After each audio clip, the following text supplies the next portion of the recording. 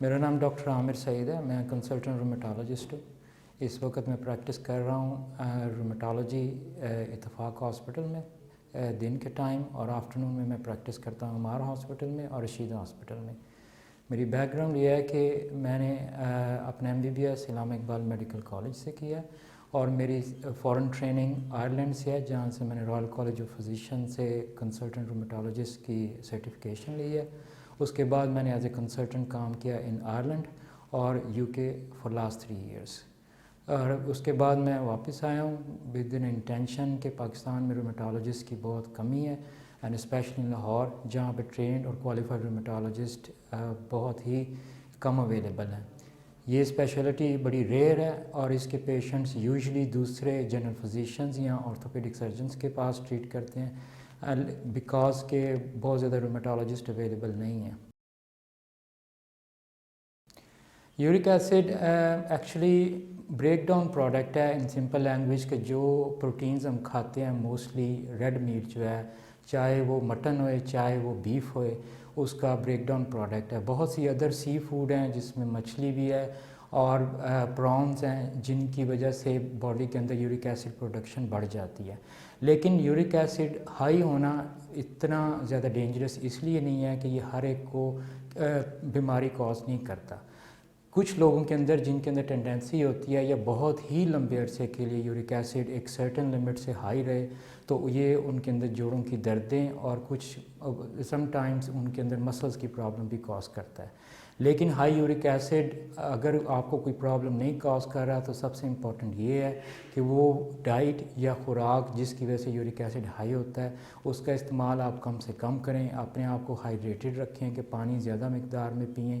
اور اگر آپ کا یورک ایسڈ ہائی ہے اور آپ کسی سرجری کے لیے جا رہے ہیں تو اس کے دوران بھی آپ کو ہائیڈریشن اسپیکٹس کو بڑے کلوزلی مانیٹر کرنا پڑتا ہے.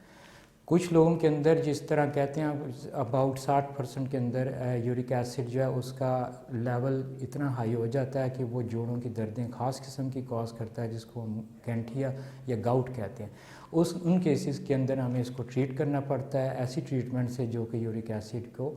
لوور کرتی ہے، اور ان دا لانگ رن یہ آپ کے جوڑوں کو ڈیمیج نہیں کرتی. یورک ایسڈ عام نارمل آدمی کے اندر ہائی یوزلی نہیں ہوتا، لیکن کچھ لوگ جن کے اندر جیسے گردوں کی بیماریاں ہوں، جن کو ادر پرابلمز ہوں کہ ان کا موٹاپا ہے، ڈائبٹیز ہے، جو شوگر ہے، یا ان کو دل کی پرابلم ہوئے تو کچھ میڈیسن جو ان کو دی جا سکتی ہیں وہ بھی یورک ایسڈ کو ہائی کرتی ہیں. کڈنی کے پرابلمز کے پیشنٹ میں یہ ہوتا ہے کہ پیشنٹ جن کو کڈنی کی ڈیزیز ہے وہ یورک ایسڈ کو باڈی سے ریلیز نہیں کر سکتے، کیونکہ کڈنی مین آرگن ہے جو کہ باڈی سے یورک ایسڈ کو باہر نکالتا ہے. حالانکہ کچھ مقدار میں یورک ایسڈ جو ہے وہ انتڑیوں کے ذریعے بھی نکلتا ہے. ان کیسز کے اندر یورک ایسڈ جو ہے وہ باقی لوگوں کی نسبت جوڑوں کی بیماریاں یا دردیں وہ زیادہ کرتا ہے، اور ان میں ریکوائرمنٹ ٹریٹمنٹ کے لیے زیادہ ہوتی ہے. یورک ایسڈ اگر آپ کو بہت عرصے تک ہائی رہے، جس طرح سال 2 سال یا اس سے بھی زیادہ، تو یہ باڈی کے اندر، کیونکہ اس کا باڈی کے اندر ایک سالٹ کی فارم کے اندر ہوتا ہے جس طرح نمک ہوتا ہے، تو یہ آپ کے جوڑوں کے نزدیک یا پٹھوں کے جو آخری حصے ہیں جن کو ہم ٹینڈنس کہتے ہیں ان کے اوپر جمع ہو جاتا ہے، اور اس کے ساتھ یہ بہت زیادہ جو سوزش ہے وہ جوڑ کے یا تو اندر کرتا ہے یا پٹھوں کے اوپر کرتا ہے، جس کی وجہ سے مریض کو شدید پین اٹھتا ہے، اور اس کی وجہ سے جسم اور جوڑ کے جو ایریا جس کے قریب یہ کرسٹلز یا سالٹ موجود ہوتا ہے وہ بہت زیادہ سرخ ہو جاتی ہیں، اس حد تک کہ بعض میں مریض سمجھتا ہے کہ شاید اس کی کوئی ہڈی فریکچر ہو گئی ہے. لیکن یہ بیسیکلی یہ گینٹھیا یا گاؤٹ کی شکل میں پریزنٹ کرتا ہے، اور اس سٹیج کے اوپر ان کو ٹریٹمنٹ کی فوری ضرورت ہوتی ہے، ورنہ یہ نیچے والی بون کو بھی ڈسٹرائے کر سکتا ہے. جب آپ کی باڈی میں یورک ایسڈ ہائی ہو جائے اور اس کی وجہ سے آپ کو گاؤٹ یا گینٹھیا ہو جائے تو اس کا 2 فیز کا ٹریٹمنٹ ہوتا ہے. ایک تو یہ کہ آپ نے لائف سٹائل ماڈیفیکیشن کرنی ہے کہ وہ خوراک جو یورک ایسڈ بہت زیادہ پروڈکشن کرتی ہے، جس طرح ریڈ میٹ ہو گیا بیف کا یا مٹن کا، اس کے علاوہ سی فوڈ ہو گیا، یا اس کے علاوہ اگر آپ کسی سرجری کے لیے جا رہی ہیں ایسی دوائیاں لے رہے ہیں جن کی وجہ سے یورک ایسڈ کے ہائی ہونے کا چانس ہے تو آپ نے اس کو اوائڈ کرنا ہے. اس کے علاوہ جس کی ہم کیمیکل ٹریٹمنٹ ہے اس میں یہ ہے کہ ہم دوائیاں دیتے ہیں جو کہ یورک ایسڈ کا باڈی سے ریلیز یا اس کو نکالنے میں ہیلپ کرتی ہیں آپ کے گردوں کے ذریعے سے. وہ آپ کا فزیشین یا اسپیشلسٹ یا رومیٹالوجسٹ آپ کو ایڈوائز کرتا ہے، دونوں چیزیں بیک وقت، اور آپ اس کو 1 سے 2 مہینے کے اندر اندر یورک ایسڈ کی مقدار نارمل رینج کے اندر آ جاتی ہے۔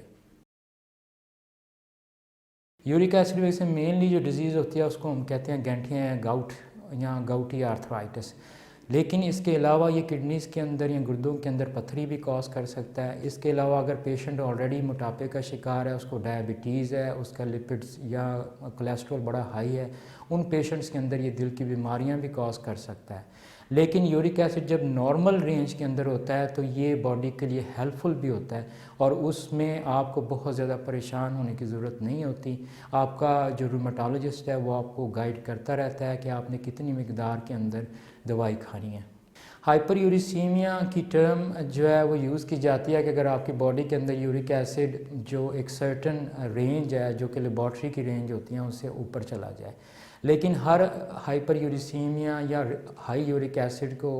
ٹریٹمنٹ کی ضرورت نہیں ہوتی۔ زیادہ تر مریض جو ہیں وہ اپنے ڈائٹری کنٹرول یا لائف سٹائل موڈیفیکیشن کی وجہ سے اپنا یورک ایسڈ نیچے لے آتے ہیں، لیکن کچھ پیشنٹس کے اندر اگر یہ جوڑوں کی دردیں کاز کرے تو اس میں ٹریٹمنٹ کی ضرورت ضرور محسوس کی جاتی ہے۔ ایک بات میں ضرور کہنا چاہوں گا کہ اگر آپ کا یورک ایسڈ ہائی ہے اور روٹین چیک اپ کے اوپر آیا ہے تو قطعاً پریشان نہ ہو۔ ایک چیز دیکھی گئی ہے کہ ہر ہائی یورک ایسڈ چاہے وہ تھوڑا سا ہائی کیوں نہ ہو، اس کو جو ڈاکٹرز ہیں وہ دوائیوں کے اوپر مریض کو ڈال دیتے ہیں۔ آپ کو یہ سمجھنا چاہیے کہ جو دوائیاں یورک ایسڈ کو نیچے کرنے کے لیے یا لوور کرنے کے لیے دی جاتی ہیں ان کے اپنے بہت سیریس سائیڈ افیکٹ ہوتے ہیں۔ اس لیے جب بھی ایسی سچویشن ہوئے اپنی ٹریٹمنٹ سٹارٹ کرنے سے پہلے آپ ضرور اسپیشلسٹ سے مشورہ کیجئے کہ آیا آپ کو اس دوائی کی ضرورت ہے بھی کہ نہیں، اور کیا یورک ایسڈ بغیر دوائیوں کے بھی نیچے آ سکتا ہے کہ نہیں، جو کہ زیادہ تر کیسز کے اندر پاسبل ہوتا ہے۔ اس لیے ہر ہائی یورک ایسڈ یا جس کو ہم ہائپر یوریسیمیا کہتے ہیں اس کو دوائیوں کی ضرورت نہیں ہوتی، اور یہ جنرلی دوائیوں کے بغیر بھی ٹھیک ہو سکتا ہے۔